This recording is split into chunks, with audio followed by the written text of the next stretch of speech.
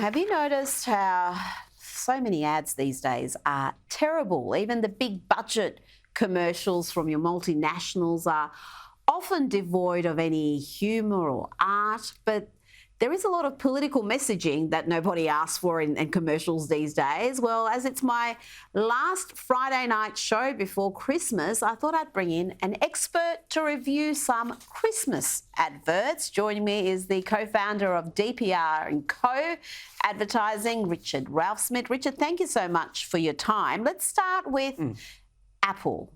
Big brand. They've put together this heartwarming story for their Christmas campaign.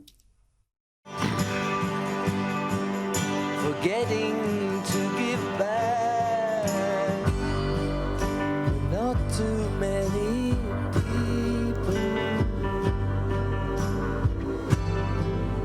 can see we're all the same. Well, it's lovely, it's cute. I'm not exactly sure what's happening, but where's the Christmas there? It seems to be a very subtle Christmas. Well, it's a 3.5-minute short film, Rita, so you've got to have the time to sit through it.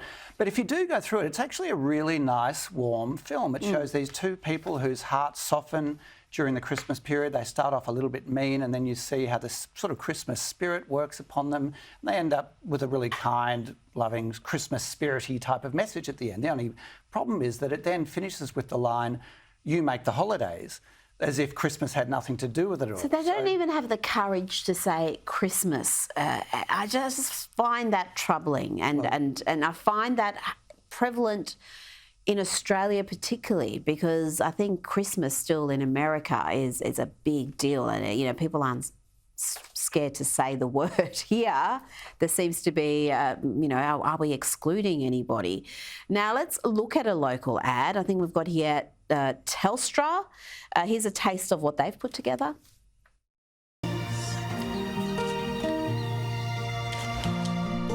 I'll just be asking for you.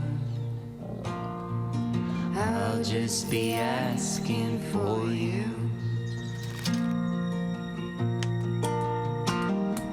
Hello? Santa?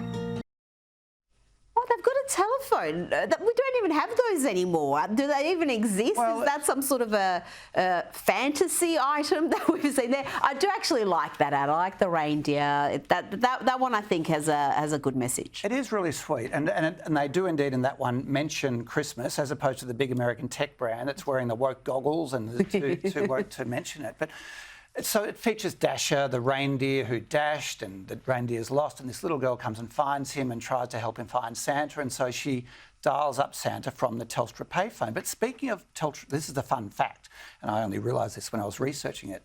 She dials the number #HO-HO-HO.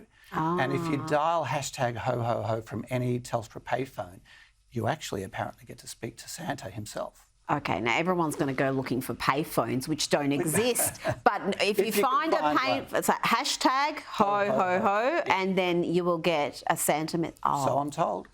You know what? I'm going to do that myself. That's fantastic. Now, let's have a look at an ad by Aldi. They're quite often known for their unique marketing. Let's see what they did for their Christmas campaign.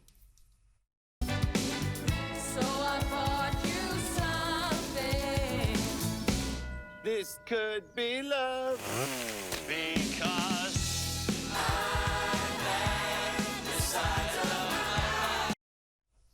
Okay, what do you make of that? It is unique. It is unique. They actually didn't show in that little clip there the weirdest part of it. But so Aldi are... It got weirder? It got weirder than that. Oh, no. Yeah. Aldi are really well known for making interesting, creative ads. Their line is good, different. But this one's just sort of different without being good. So, and it forgets, it's just creepy and it's weird, and they've got, a guy with tears going all over the place, landing on his food, and then another guy that looks like he's got blood all over his hands being pulled up by the police, but it's actually, raspberry sauce or something. So, but it completely misses the spirit of Christmas. And I just think that the Aldi brand tone of voice doesn't quite match the Christmas advertising. It's like an ad made for ad people rather than Australia. I was about to ask that. Is that the reason why so many ads are terrible? Because even the ones that are big budget ads, you can see they've put a bit of money and thought behind it, but the end product is underwhelming because it's trying to win awards, not actually sell a product or a service or promote a particular brand. Yeah, well, trying to do both, but in large part there's a bit of an insular nature to the advertising industry where there are certain ads that advertising people are just crazy about, and Middle Australia either doesn't notice it or hates it or finds it really, really there's odd. so much overt political messaging in ads these days, and so many ads you see, it's almost like they've ticked a box. Oh, okay, we need to have one person of colour, we need to have one white person, we need to have Asian person, and make sure the genders are represented, make sure there's someone who's non-binary, and it's again, you can't create a decent ad because Australia's created some brilliant ads. Rowan Dean, my Outsiders co-host, has been behind quite a few. Now, before we go, just one last ad. Let's have a look at Maya's campaign quickly. Soap. In the shape of a wombat.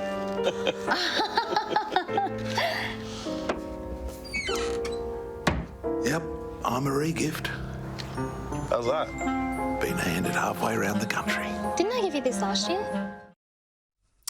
It's all about re-gifting. I mean, it's not original, but what do you think? Well, there's a bit of an insight in there, but really at Christmas time, do you really want to show people looking at each other and being dirty with each other for the terrible Christmas present they've given? If you're trying to sell Christmas, I think that misses the mark for a brand like Maya, Again, iconic brand.